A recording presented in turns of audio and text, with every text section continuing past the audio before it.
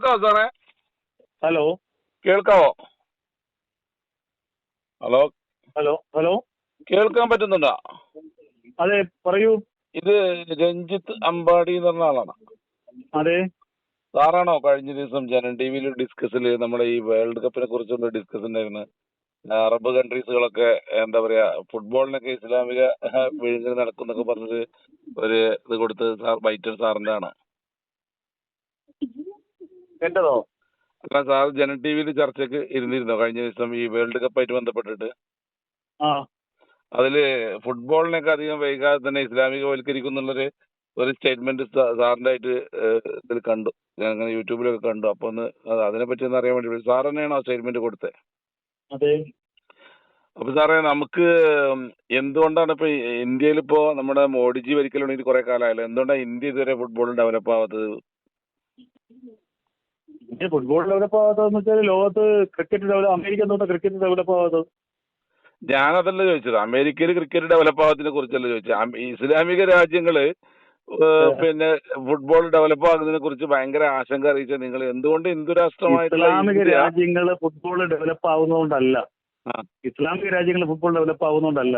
ആ, അതായത് നിങ്ങള് പിന്നെ ജേണലുകൾ, ഈ യൂറോപ്യൻ ജേണലുകൾ വായിക്കണം. അതായത് ഉം, കഴിഞ്ഞ ഒരു 10 വർഷത്തിനിപ്പുറത്തേക്ക് ഉം, ഫ്രാൻസ്, ജർമ്മനി, ഉം, ഇംഗ്ലണ്ട് ഉം, തുടങ്ങിയ സ്ഥലങ്ങളിൽ ഈ ഉണ്ടായ ഒരു മാറ്റം, ആ ഫ്രാൻസിലൊക്കെ അറിയാലോ, ഫ്രാൻസിൽ അവിടുത്തെ ആളുകൾക്ക് പോലും ജീവിക്കാൻ പറ്റാത്ത അവസ്ഥയിലേക്ക് വന്ന സാഹചര്യം എങ്ങനെ ഉണ്ടായി, എന്തുകൊണ്ട് ഉണ്ടായി? അവിടേക്ക് ഈ ഫുട്ബോൾ എന്ന് പറയുന്ന സാധനത്തിന്റെ പുറത്ത് വന്ന ചില ഐക്കൺ, ഉം, പല പോൾ പോഗ്ബ, ഈ പറയുന്ന അങ്ങനത്തെ ആളുകൾ വന്നപ്പോൾ അവരുടെ ചെറുപ്പക്കാർ മുഴുവൻ അതിന്റെ പുറകിൽ പോയി. അങ്ങനെ അവിടെ ഒരു വലിയ മാറ്റം, അത് മാറ്റം എന്ന് വെച്ചാൽ പോസിറ്റീവായ മാറ്റമാണെങ്കിൽ പ്രശ്നമില്ല, ഒരു നെഗറ്റീവായ മാറ്റം ഉണ്ടായി എന്നുള്ളതാണ്. സാറേ, ഞാൻ ചോദിക്കുന്നത് സ്പെയിനിലും ഇറ്റലിയിലും ഫ്രാൻസിലും യൂറോപ്പിലും ഫുട്ബോൾ ഡെവലപ്പ് ആയില്ല. അറബ് കൺട്രീസ് ഫുട്ബോൾ ഡെവലപ്പ്, അവര് ക്യാഷ് കൊടുത്തിട്ട് നമുക്ക് ഇന്ന് പണം കൊടുത്തിട്ട് വേൾഡ് കപ്പിൽ എൻട്രി കിട്ടില്ലല്ലോ. അവര് പെർഫോം ചെയ്ത് കളിച്ചെങ്കിൽ തന്നെയല്ലേ എൻട്രി കിട്ടുള്ളൂ. അതിൽ വിഷയമുണ്ട്. അത് ഓരോ പ്രാതിനിധ്യ സ്വഭാവം അനുസരിച്ച് സൗത്ത് ഏഷ്യയുടെയും നോർത്ത് ഈസ്റ്റിന്റെയും പ്രാതിനിധ്യ സ്വഭാവം. ഇപ്പം പിന്നെ ഈ ലോകത്ത് 5 ലക്ഷം മാത്രം ഉള്ള എത്രയോ രാജ്യങ്ങള് പ്രാതിനിധ്യ സ്വഭാവത്തിൽ വരുന്നു. അതിൽ കഴിയില്ല. ഞാൻ ചോദിക്കുന്നത്, ഞാന് പിന്നെ എനിക്കൊരു ഓപ്പൺ ഒരു കാര്യങ്ങൾ മനസ്സിലാക്കാൻ വേണ്ടി ചോദിക്കുന്നതാണ്. അല്ല നിങ്ങളെ ഡിബേറ്റ് ചെയ്തിട്ട് നിങ്ങളെ ജയിക്കുക തോൽക്കല്ല. ഞാൻ ചോദിക്കുന്നത്, വേൾഡ് കപ്പിൽ ഒരു ടീം, ഏത് ടീമാണെങ്കിലും അതിന്റെ ക്വാളിഫിക്കേഷൻ ഒരു കളിച്ച് ജയിച്ചിട്ട് വേണം മുകളിലേക്ക് എത്തണമെങ്കിൽ. ഞാൻ ചോദിക്കുന്നത്, എന്തുകൊണ്ട് ഇപ്പൊ ഈ പറയുന്ന സൗദി അറേബ്യ, ഖത്തർ, ഇറാൻ, ഇതൊക്കെ ഏഷ്യൻ കൺട്രീസിലുള്ളതാണ്. എന്തുകൊണ്ട് ഏഷ്യൻ കൺട്രീസിലുള്ള ഇന്ത്യക്ക് ഇത്ര 140 കോടി ജനസംഖ്യയുള്ള ഇന്ത്യയിൽ നിന്ന് എന്തുകൊണ്ട് നമ്മുടെ ടീം വരാത്തത്? പൈസന്റെ പ്രശ്നം കൊണ്ടാണോ, അതോ നമ്മുടെ ആളുകള് കളിയിൽ ഡെവലപ്പ് ആകാത്തതുകൊണ്ടാണോ?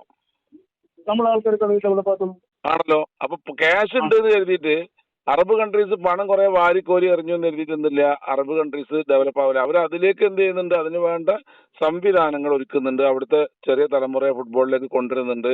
അതിന് വേണ്ട ബേസിക് ഇൻഫ്രാസ്ട്രക്ചർ ഉണ്ടാക്കി കൊടുക്കുന്നുണ്ട്, കാര്യങ്ങൾ ചെയ്യുന്നു. എന്തുകൊണ്ട് ഇന്ത്യ ചെയ്യുന്നില്ല? മോഡിജി ഭരിക്കുന്ന ഇന്ത്യ എന്തുകൊണ്ട് അതിലേക്ക് ഒരു ഇനിഷ്യേറ്റീവ് എടുക്കുന്നില്ല കഴിഞ്ഞ 10 വർഷം? അതിനകത്ത് വിഷയം എന്തറിയോ?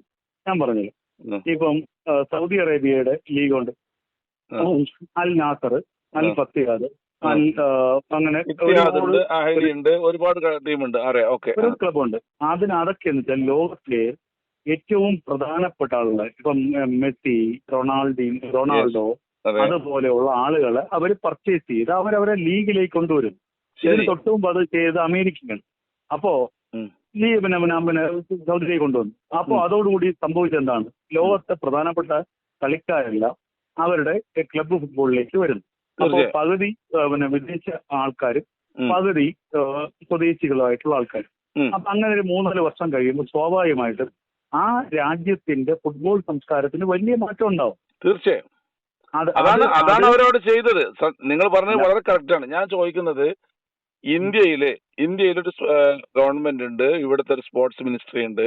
ഇവിടെ അത്തരം പോസിറ്റീവായിട്ടുള്ള മത്സരം എന്തുകൊണ്ട് ഇന്ത്യ ഗവൺമെന്റ് ഇനീഷ്യേറ്റീവ് എടുത്താൽ ഇവിടുന്ന് വിദേശ രാജ്യങ്ങളിലെ കളിക്കാർ അതുപോലെ ഇന്ത്യയിൽ കൊണ്ട് ഫണ്ട് കളിപ്പിക്കാൻ പമ്പ് പറ്റില്ലേ? നമ്മൾ വിചാരിക്കുന്ന പോലത്തെ ഫണ്ടിങ് അല്ല. അത് ഫണ്ട് പമ്പ് ചെയ്യാൻ ഇവിടെ അതിനനുസരിച്ചുള്ള ഒരു സംവിധാനമില്ല. നമ്മള് സൗദി അറേബ്യ ഫണ്ട് ചെയ്യുന്നത് കാരണം വെച്ചാൽ എനിക്ക് തോന്നുന്നു 144 മില്യൺ എന്തോ ആണ് മെസ്സിക്കോ റൊണാൾഡോ ലോകത്ത് ഏറ്റവും കൂടുതൽ 144 മില്യൺ, എനിക്കറിയില്ല. അവരുടെ വാല്യൂ അനുസരിച്ചുണ്ടാവും. ഞാൻ പറയുന്നത് എന്താ വെച്ചാല്, നമ്മളിപ്പോ ഇന്ത്യയിൽ ഞാൻ ഒരു കാര്യങ്ങൾ മനസ്സിലാക്കാൻ വേണ്ടി, ഇപ്പൊ ഇന്ത്യയെ സംബന്ധിച്ച് ഇന്ത്യയുടെ ഏറ്റവും നല്ല ഗെയിമാണല്ലോ, ഇന്ത്യ ഏറ്റവും പെർഫോം ചെയ്യുന്ന ഗെയിമാണ് ക്രിക്കറ്റ്. ഈ ക്രിക്കറ്റ് വരെ ഇന്ന് ശരിക്കും നമ്മുടെ നാട്ടില് രാഷ്ട്രീയവൽക്കരിക്കുന്ന രീതിയിലേക്ക് പോവാണ്. അതായത് അതില് അപ്പൊ അത് മാറ്റിയിട്ട് ഈ സ്പോർട്സിനെ സ്പോർട്സ് ആയിട്ട് കണ്ടിട്ട് ഗവൺമെന്റ് അതിലേക്ക് ഇനിഷ്യേറ്റീവ് എടുത്തു കഴിഞ്ഞാൽ ഇന്ത്യയിൽ നല്ല കഴിവുള്ള കളിക്കാരുണ്ടാവും. ഇതില് മറ്റുള്ള താല്പര്യങ്ങളില്ലാതെ കളിക്കാരെ പെർഫോമൻസ് നോക്കിയിട്ട് കൊണ്ടുവന്നു കഴിഞ്ഞാൽ ഇന്ത്യയും ലോകകപ്പിലേക്ക് പോകും. അത് ചെയ്യാതെ നമ്മള് ഇവിടെ ഇതിനെ കുറിച്ച് ചർച്ച ചെയ്യാതെ സൗദി അറേബ്യ കയറിയത്, ഇറാൻ കയറിയത്, ഖത്തർ കയറിയതൊക്കെ ഇസ്ലാമികവൽക്കരിക്കുകയാണ്. എന്താ ഈ ഫുട്ബോളിൽ എന്താ മതവൽക്കരണം? നിങ്ങൾ എന്താ ഉദ്ദേശിച്ചത്? ഫുട്ബോളിൽ എങ്ങനെയാണ് മതവൽക്കരിക്കപ്പെടുന്നത്? ഞാൻ പറഞ്ഞുതരാം.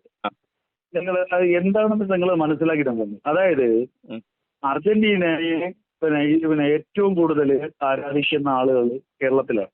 ബ്രസീൽ ഫാൻസ് ഉണ്ട്. ഞാൻ പറഞ്ഞത് അർജന്റീനയുടെ ഏറ്റവും കൂടുതൽ ഫാൻസ് ഉള്ളത് കേരളത്തിലാണ്.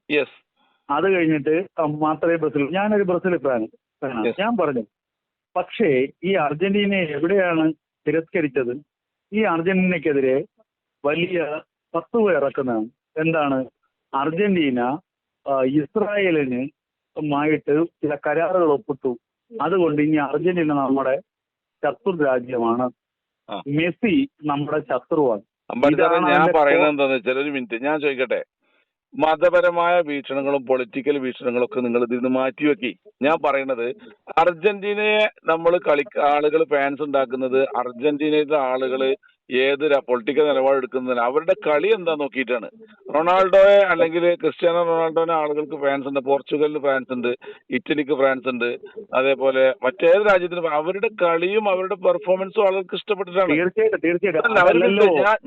നിങ്ങൾ ഈ വിഷയത്തിൽ എന്തോ ഏതൊരു സംഗതിയെ നമ്മൾ വർഗീയവൽക്കരിച്ച് ഫത്വ ഇറക്കുന്നതും ഇറക്കാത്തതും അത് അവരുടെ ചില നിലപാടുകളുടെ ഭാഗമായിട്ട് മതസംഘടനകൾ അംഗീകരിക്കാൻ പറ്റുമെന്ന് ഞാൻ പറയട്ടെ രഞ്ജിത് ഭായി, നിങ്ങളത് അംഗീകരിക്കേണ്ടതില്ല. പക്ഷെ ഞാൻ പറയുന്നത് എന്താ വെച്ചാല്, ഇവിടെ ഫത്വ കൊണ്ടൊന്നും അല്ലല്ലോ. ഞാൻ ചോദിക്കുന്നത് ഈ ഏതെങ്കിലും രാജ്യങ്ങളോ ഇസ്ലാമിക സംഘടനകളോ ഫത്വ ഇറക്കിയത് കൊണ്ടോ ഇറക്കാത്തത് കൊണ്ടോ അർജന്റീനയുടെ ഫുട്ബോളില് കളി കുറയുന്നില്ല, കൂടുന്നില്ല. അതല്ലെങ്കിൽ അങ്ങനെ ഇറക്കിയത് കൊണ്ട് സൗദി അറേബ്യക്ക് 2 ഗോൾ അധികം അടിക്കാൻ പറ്റുന്നൊന്നുമില്ല. ഞാൻ ചോദിക്കുന്ന ചോദ്യം വളരെ കറക്റ്റാണ്. അതായത് എന്തുകൊണ്ട് നമ്മുടെ മോഡിജി ഭരിക്കുന്ന ഇന്ത്യയില് നമുക്ക് ഫുട്ബോൾ ഡെവലപ്പ് ആക്കാൻ പറ്റുന്നില്ല? അതിനെ കുറിച്ച് നിങ്ങളൊരു ക്രിയാത്മകമായിട്ടുള്ള ഒരു ആത്മവിശകലനം നടത്തണം. അല്ല, ഞാൻ തിരിച്ചു പറഞ്ഞുതരാം. മോദിജി വന്നോണ്ട് മോദിജി ഫുട്ബോളിന്റെ കോച്ചല്ല. മോദിക്ക് ഫുട്ബോളിന്റെ പിന്നെ കോച്ചിങ് നടത്താൻ അറിയില്ല. സൗദി അറേബ്യയിലുള്ള അമീർ സുൽത്താനും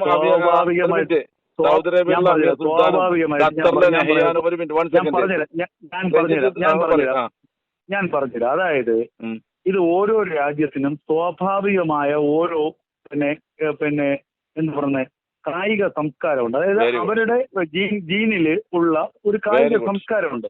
അപ്പൊ നമ്മുടെ ജീനിലുള്ള കായിക സംസ്കാരം എന്ന് പറയുന്നത്, നമ്മൾ കബഡി ലോകത്തിലെ ഏറ്റവും വലിയ രാജ്യമായിരുന്നു. നമ്മൾ കബഡിയിൽ നമ്മൾ കണ്ടുപിടിച്ചത്. ഹോക്കിയിൽ നമ്മൾ ഏറ്റവും വലിയ രാജ്യമായിരുന്നു. നമ്മളിപ്പോഴും എനിക്ക് തോന്നുന്നു 1, 2, 3 നിൽക്കുന്നതാണ്. ക്രിക്കറ്റിൽ നമ്മളെ തോൽപ്പിക്കാൻ ആരുമില്ല. അപ്പോ ഈ ലോകത്തിലെ എല്ലാത്തിനെയും നമുക്ക് വെട്ടിപ്പിടിക്കാൻ നമുക്ക് പറ്റില്ല. അപ്പോ സൂപ്പർ. ഇപ്പോഴാണ് നിങ്ങൾ കറക്റ്റ് റൂട്ടിലേക്ക് വന്നത്. ഞാൻ പറയുന്നത് ഇത്രേ ഉള്ളൂ. അവിടെ സൗദി അറേബ്യയിലെ അമീർ സുൽത്താനോ ഖത്തറിലുള്ള നെഹ്യാനോ അതല്ലെങ്കിൽ ദുബായ് ഭരണാധികാരി അവിടുത്തെ ഷെയ്ഖുമാരൊന്നും ഫുട്ബോൾ കോച്ചുമാരായിട്ടല്ല അവിടെ ഡെവലപ്പായത്.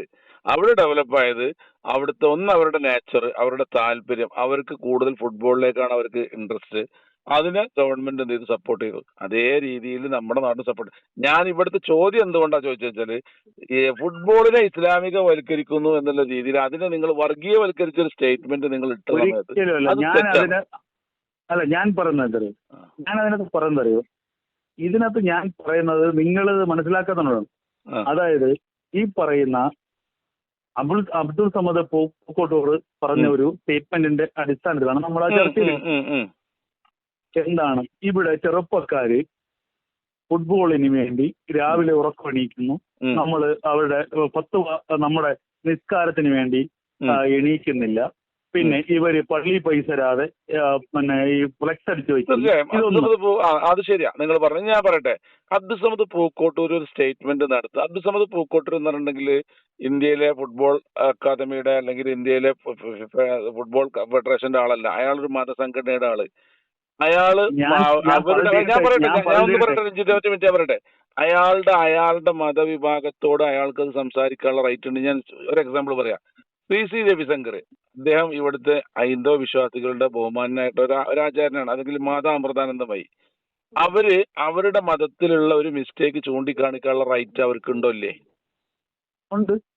അതേ റൈറ്റ് എന്ത് ചെയ്തിട്ടുള്ളൂ ഇവിടെ അബ്ദുസമദ് പൂക്കോട്ടൂർ എടുത്തിട്ടുള്ളൂ. അബ്ദുസമദ് പൂക്കോട്ടൂർ പറഞ്ഞ എന്താണെന്ന് വെച്ചാൽ അവർ പറയുന്നത്, അതായത് ഇവിടെ അമിതമായിട്ട് അതിലേക്ക് വേണ്ടിയിട്ട് പണവും സമയവും ചെലവഴിക്കുന്ന ആളുകൾ അവര് ഇത്തരം കാര്യങ്ങളിലേക്കൊന്നും അവരുടെ മതപരമായ കാര്യങ്ങളിലേക്കൊന്നും പൈസ ചെലവാക്കാനും സമയം ചെലവഴിക്കാനും മടിയുള്ള ആളുകളാണ്. അതൊരു നല്ല പ്രവണത അല്ല. എങ്ങനെ മതത്തിന്റെ വീക്ഷണത്തിൽ നോക്കുമ്പോൾ, അപ്പോൾ അത് ഗെയിമിന്റെ വീക്ഷണത്തിൽ നോക്കുമ്പോൾ അവർക്ക് ചെയ്യുന്ന അവരുടേതായ ശരികൾ ഉണ്ടാവും.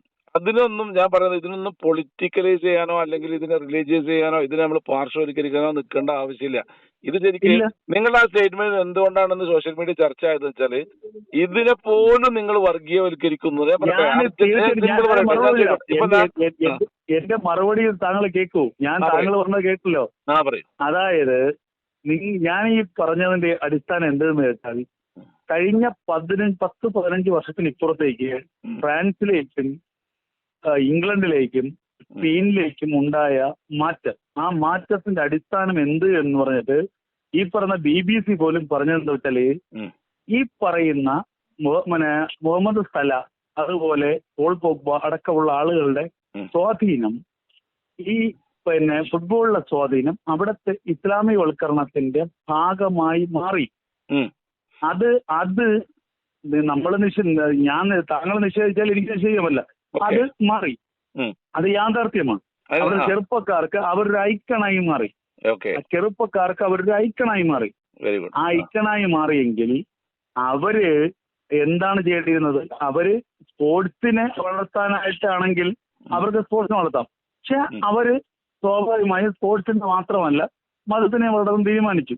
അതിന്റെ ഒരു പ്രതിഫലനം ഉണ്ടായി. അത് ഫ്രാൻസിന് നമ്മൾ അനുഭവിച്ചില്ലേ?